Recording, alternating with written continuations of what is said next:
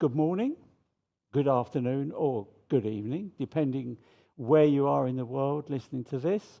Welcome to the 2024 Global Forum on Nicotine conference coming at you from Warsaw. My name's Harry Shapiro. I'm the executive editor and lead author for the Global Forum on, no, not that, Global Tobacco Harm Reduction Report. I ought to know the title by now. I've been doing it for long enough and all my ears and things have fallen out on the floor. So we're off to a good start. I've got two guests with me on the commentary team today. I've got Lindsey Stroud, who is director of the Consumer Centre for the US Taxpayers Alliance, amongst many other tobacco harm reduction hats that she wears. And I've also got David Sweanor, who's the adjunct professor of law at the University of Ottawa in Canada, who's also got a 40-year career in tobacco control and law and combating the egregiousness of the tobacco industry at various points in his life. So welcome. So 2024 is actually quite a sort of signal year in terms of tobacco harm reduction. As the Beatles once said, it was 20 years ago today. 20 years ago, not necessarily exactly today, but certainly this year when the first commercially available vape hit the streets in China, thanks to Honlick's pioneering invention. And in a relatively short period of time, we've got a huge range of products available. We've got an industry worth, market analysts differ, but anywhere between 30 and 50 billion US dollars. We've got upwards of 120 million users of safer nicotine products across the world. Mainly, I have to say, in higher income countries, and that's a serious issue that needs to be addressed. So, bearing all that in mind, Lindsey, reasons to be cheerful? Reasons to be cheerful. Well, 120 million people using e-cigarettes is a good reason to be cheerful, and hopefully, the majority of them had been formerly smoking. But 2024, we did have the COP, and nothing got done at COP, so that's where I'm cheerful at right now on that one. But I'm coming from the United States, where everything's on fire right now in tobacco harm reduction. So, indeed. David. Yeah, I think there's an awful lot to be optimistic about. That the total numbers of people who are using these products, what we've seen happen to cigarette sales, cigarette smoking in many of the markets, the innovation that's happened. If we look at the sort of products that were available, that became available 20 years ago compared to now, I mean, that pace of change is similar to what we've seen with mobile phones. I mean, they're just a phenomenal difference. And we now have categories that didn't even exist then, that were beyond anything that anybody had even thought of at that point. And then we look at the countries that have had major breakthroughs. The biggest declines we have ever seen in cigarette sales in any country ever have happened in recent years and are associated with substitution effects. Exactly what we've seen in so many other products and services. Yeah. You give people a better alternative, they move to it. And even with all the obstructions, consumers are moving to these products. Even in countries that have tried to ban them and ban them harder, these products are still reducing cigarette smoking. So we're seeing consumers move, the market's moving, and I think it's consistent with what we've seen with so many other areas of technology, that it's unstoppable. You're not going to stop innovation. It's a matter of at what point do countries have enough sense to say, we're going to work with consumers, with market forces, and solve this problem, rather than we're going to get in the way and see if we can slow it down. Right. So we were talking about COP just now, and you made the point that nothing happened. Well, actually, there was one thing that actually seemed quite significant happened, that a number of countries, including New Zealand, but mainly kind of smaller countries that weren't exactly big players in the tobacco harm reduction world, began to put their finger up and saying, hang on a minute, we need to be talking about tobacco harm reduction, which severely agitated those on the what we might call the opposition. But that felt quite significant, and I noticed some people, you and other people out there, may have noticed the latest WHO tweet on the matter that suggested that vapes would, quote, as direct quote, designed to kill. Now, equating vapes with a high-powered rifle seems to me the politics of the desperate. Do you think, and I say we are winning the argument that they are getting quite desperate about all of this, or is this just a bit of kind of loud-hailer politics that you might expect? It sounded a bit desperate to me. I think they're desperate. I mean, the whole kid argument that they're using now. I knew it was bad when they started turning their eyes towards the UK and New Zealand to go after youth vaping, because in the States it like dropped. That's when you knew it was really bad. But they are hiding behind the children. That was the thing that the end of COP and the secretariat, the FCTC secretariat, sat there and said that even if one kid gets addicted to nicotine, who cares about the smokers pretty much, or the people who smoke? If one kid gets addicted to nicotine, it's not worth, turning 1.3 billion people into former smokers. So I do think I think the argument keeps changing, and I think the WHO's got a big case of mission creep. I was going through some readings, before the FCTC was apart, and looking at some of the World Health Assembly meetings, and they were talking about smoking, and they're talking about smoking and like the harms that like combustion did, and then it's completely turned into this whole going after the demonization of nicotine and stuff, and not really looking at getting back to the root of, you were in tobacco control, wasn't that the point? As we know smoking kills you and this is harmful, we should be reducing that, and now it's turned into this mission creep out and just, we're going to go after anything that has nicotine in it now, because nicotine addiction is such a problem. It's not the lung disease that you get from combusted tobacco. Right. On this question of kind of youth vaping, yesterday there was a session on health economics, and the fact that there are unspoken benefits associated with tobacco harm reduction in terms of increasing quality of life and so on and so on. And the point was made that there's a feeling that policymakers and legislators don't get it in terms of the benefits, and instead just play the what about the kids, teen vaping epidemic and all of that. But you've got a perspective, David, on what they're missing when it comes to thinking that it's just about that there is in fact impacts on young people by a prohibitionist, obstructionist approach. Could you perhaps? Sure. I mean, elucidate I think what's happened is that we have people who are very well funded who are using sloganeering in place of actual analysis. And so it's very easy to say something like, "Make America Great Again," or "Think about the children," or Youth developing brain. Yeah, that's right. So you throw out a slogan rather than thinking. And in this case, if you think about what they're saying that all we're concerned about is young people, meaning you're willing to write off the lives of hundreds of millions of adults in order to try to prevent a young person from using nicotine, which itself has very low risk.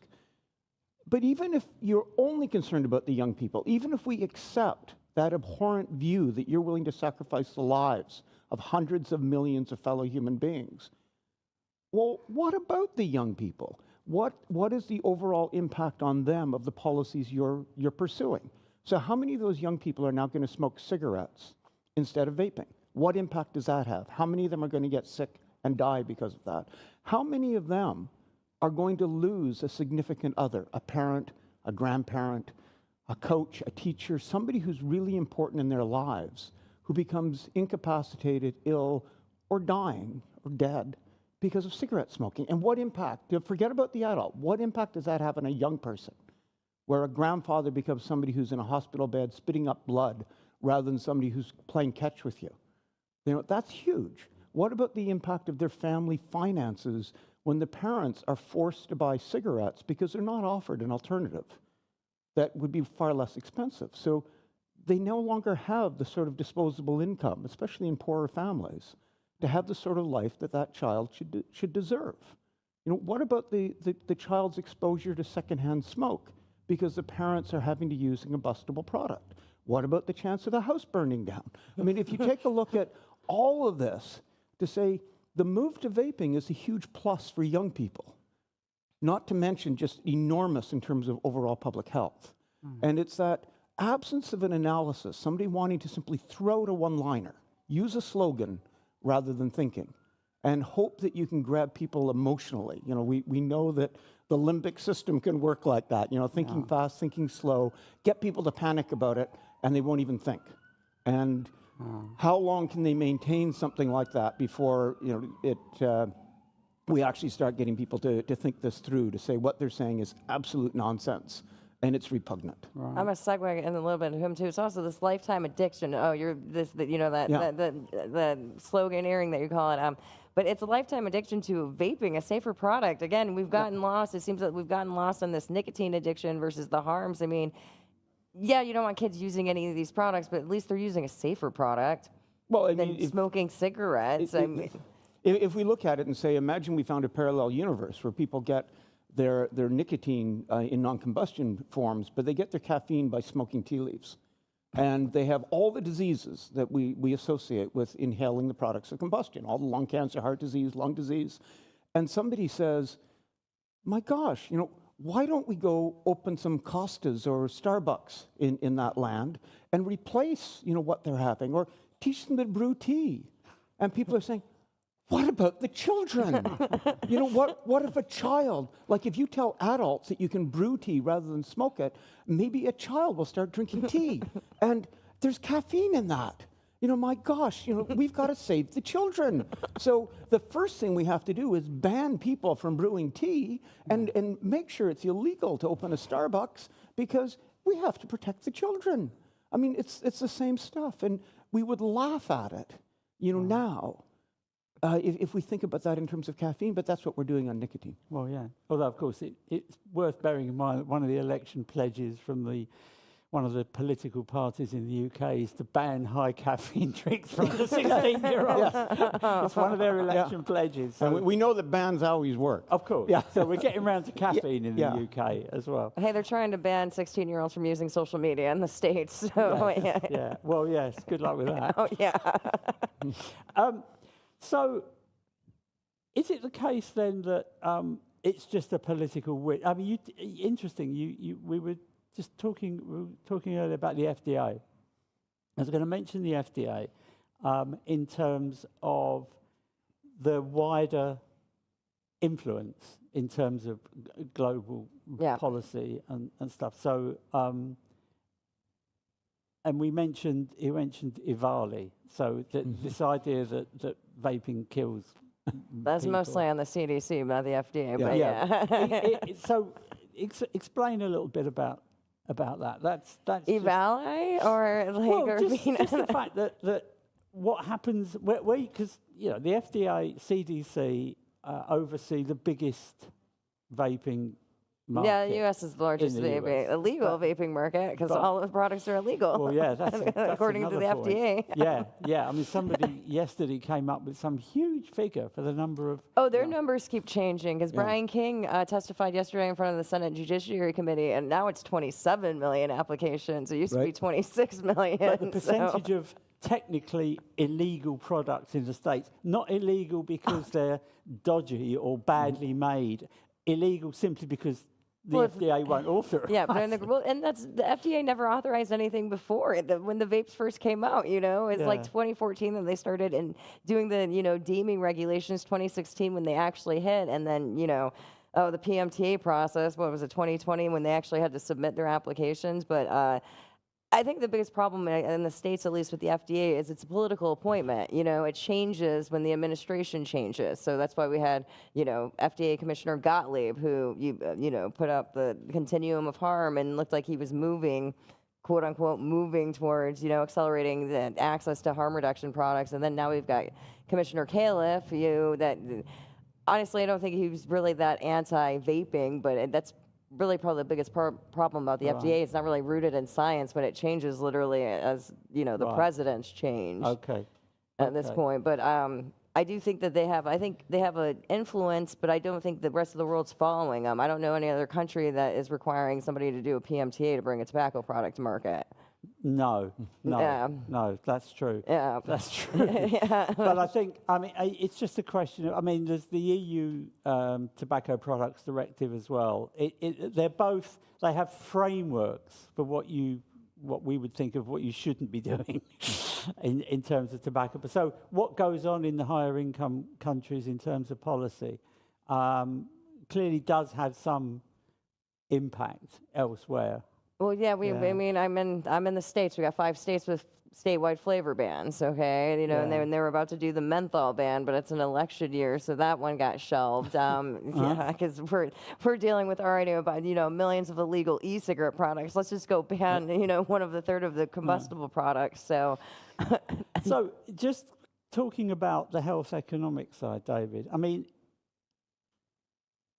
I think you made a comment to me earlier, quoting somebody that said you shouldn't mistake malignant intentions with stupidity. Oh yeah, never attribute to malice that which can be adequately explained by stupidity. Yes. We have this tendency to think that these agencies are evil, or politicians are only out there to collect cigarette taxes. That's all they care about. And I think an awful lot of it comes down to ignorance or stupidity, that they're being inundated with misinformation. You've got all the moral panic that exists in this field, but I think it's important to understand that this is not exceptional. You know, this is what happens with new technology all of the time. And in fact, if I remember to put it in my pocket,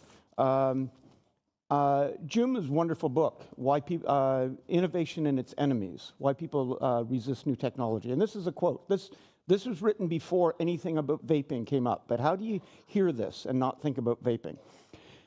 Debates over new technology are part of a long history of social discourse over new products. Claims about the promise of new technology are at times greeted with skepticism, vilification, or outright opposition, often dominated by slander, innuendo, scare tactics, conspiracy theories, and misinformation. The assumption that new technologies carry unknown risks guides much of the debate. This is often amplified to levels that overshadow the dangers of known risks. I mean, that's what we're dealing with. Yeah. But this is what we've always dealt with innovation. We eventually get over it, but this is a stage that you go through. So nobody should be surprised that we're dealing with this. You know, we've dealt with it, whether we talk about printing presses or farm mechanization or refrigeration, auto safety. I mean, just all areas of innovation as they come up. So we're going to have this, and it's going to be influencing politicians, but eventually reality comes through. Like eventually we found out that mobile phones don't actually cause brain cancer, but that was a huge scare at one point. Indeed. So I think the fact that we're seeing so much progress, that consumers themselves are moving, that the politicians are going to have to follow that, because otherwise all they do is lose credibility. The way that's now happening with WHO. WHO is saying nonsense. Yeah. The result of that is they get dismissed by the public who understand that what they're saying is nonsense. But it isn't that people just say, I don't believe the WHO when they talk about anything to do with nicotine, because clearly they're full of crap. They say, I just don't trust the WHO. And then that ends up having a problem when you look at vaccination programs or anything else WHO is involved in. And what we're seeing is a sacrificing of credibility from authorities. The same with the FDA and the CDC in the United States and in other agencies worldwide. And I think that's an even bigger problem than what we're dealing with on nicotine. People are losing trust in authority. They no longer believe their governments. They no longer believe these institutions. Except, of course, in this particular case, you've got the WHO claiming that this is a conspiracy on the part of big tobacco. Yeah. They have a 25% stake in e-cigarettes. Okay. To, you know, addict our kids and get them back to smoking and all the rest of it. Now, I feel the difference here is that big tobacco has got a pretty bad legacy. and people are prepared to believe just about anything about big tobacco. So WHO and others may feel they're kind of onto a winner with this one, particularly when it comes to the health of young people, which wouldn't necessarily apply with previous opposition to new technologies from other sorts of products. It feels different. It might not be different.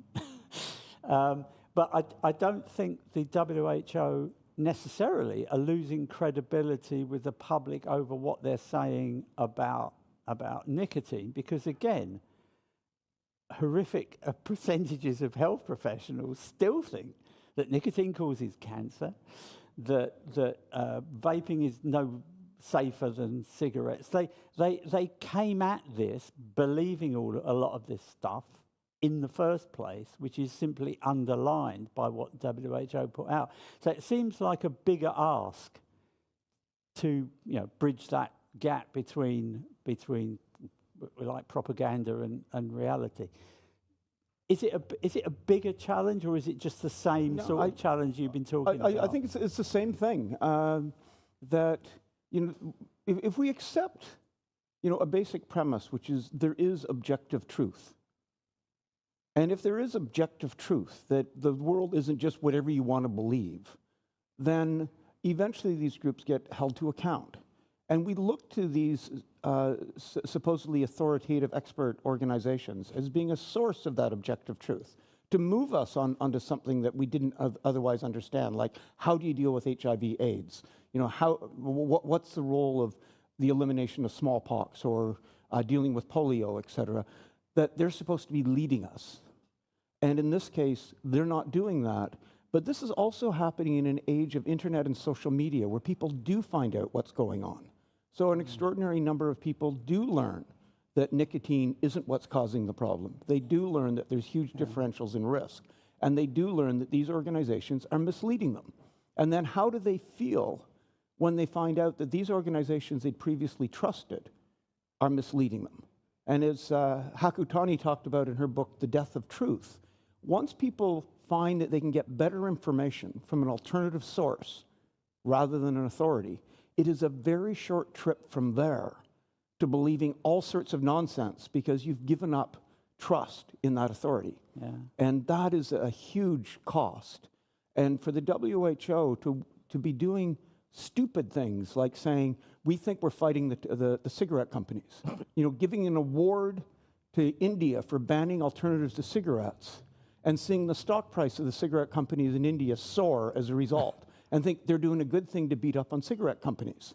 This is like saying, I'm so angry at you, I'm going to come and throw gold bars all over your front lawn so you can't cut your grass. I mean, it's stupidity. Yeah. And I've spent my career actually understanding the cigarette companies so you can successfully regulate and sue and debate cigarette companies.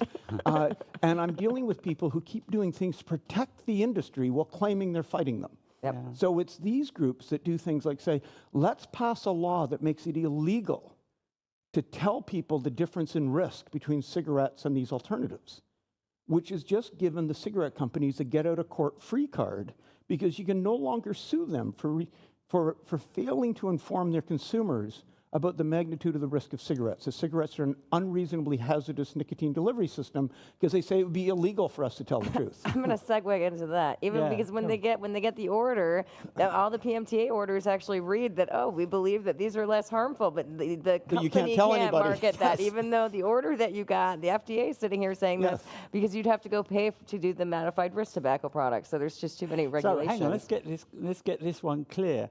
So. And I think this actually plays wider because I've spent probably too much time looking at WHO submissions to COP around what they call, electronic nicotine delivery systems and stuff. ENDS and NNNs. Hey, an end to smoking.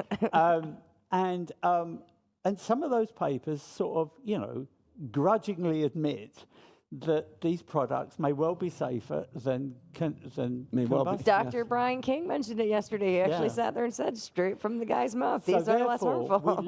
We leap from Yeah, all right, okay. They're likely to be safer. We still want to tell people that they're safer, but they might be. But hey, we've got nicotine addiction, so therefore that gets us. That gets us.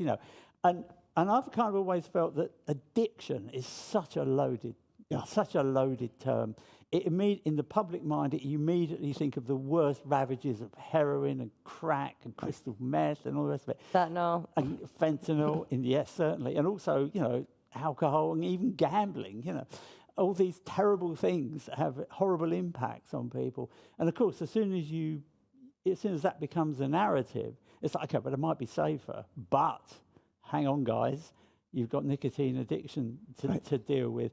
And so therefore, I think what you were saying about moving away from cigarettes to the attack on nicotine is, in a sense, a kind of acknowledgement, although they wouldn't admit it so much, they do in print, that these products actually are safer, but we still can't deal with this because of the whole addiction problem, and of course that relates back to young people. But I just don't get why there's all the vitriol against e-cigarettes. I mean, and especially coming from public health. I mean, let's say e-cigarettes were just as harmful, but how do you deny all these people who've been able to quit and move over to these products? You've never seen anything like that with any NRT. And why aren't we studying that? But it's kind of the same way with COVID. When you started seeing, the people who smoke were not dying from COVID, and, and the WHO and the CDC, I know they all started to bury all this stuff. And it's like, again, this is something, people are dying, and you're seeing that something is happening, and it's all related to smoking. And we just got this up in arms that anything related to smoking has to be bad. And, Well, indeed, the worst things are things that are like smoking but aren't causing the harm. I mean, if we look at the history of these moralistic campaigns to change behavior, the view that there's people who want to use the power of the state to impose their moral views on the behavior of others. And I've dealt with many of these people all through my career. So they're trying to dictate, what others can do. That the last thing they want is a safer alternative. So indeed, if our job, we've taken upon ourselves to get people to stop using caffeine, somebody selling radioactive coffee isn't a problem for us, because that's going to kill people and convince them they shouldn't be drinking, a caffeinated beverage. Yeah. But if somebody opens a Starbucks, that's a problem. If somebody's, selling Diet Coke, that's a problem, because that's not going to kill them. So it's what we saw with the prohibition in the States. There was great acceptance of things like Jamaican Jake, because it killed people. If they drank alcohol, they get paralyzed, they would die. That'll teach them. The people who thought AIDS was God's retribution for sinners. That was a good thing, but my gosh, if you can engage in sex, or you can drink alcohol, or you can use caffeine in ways that aren't going to kill you, that's the problem. Go after the safer things. Yeah. So really, the idea of trying to get the argument across about the health benefits of allowing these products to be available, accessible, promoted, advertised, and all the rest of it, is problematic, even if they admit the health benefit, as was discussed yesterday, about quality of life, about people not being off work because they've got lung problems and all the rest of it. The social costs, the health costs of smoking. I don't know, but it feels like this doesn't come into the equation. They don't think along those sorts of lines, because it leads them down a path where they really don't want to go, and it sort of feels like they don't care. I think if you're talking about people who have an abstinence-only view on nicotine, that's absolutely true. Yeah. That's not true for true public health people who are sometimes missing in action in this field. But particularly, it's not true for consumers. The consumers themselves are moving. They're learning about this. They're seeing the benefits personally. So they're way ahead of where many of the anti-nicotine people are. Yeah. And that's no different than what we've seen on other areas like illicit drugs or dealing with HIV/AIDS. So many other campaigns where it's consumers themselves that are in the lead. They're the ones who push for the change. They're the ones who see the benefits. And that eventually pushes the powers that be to start to pay attention. And I think that is an absolutely perfect point. at which to end this very interesting discussion to kick off the conference. So I'd like to say thank you to Lindsey, and thank you to David, and thank you to everyone who's been tuning in, and I hope you enjoy the rest of the conference. Thank you so much.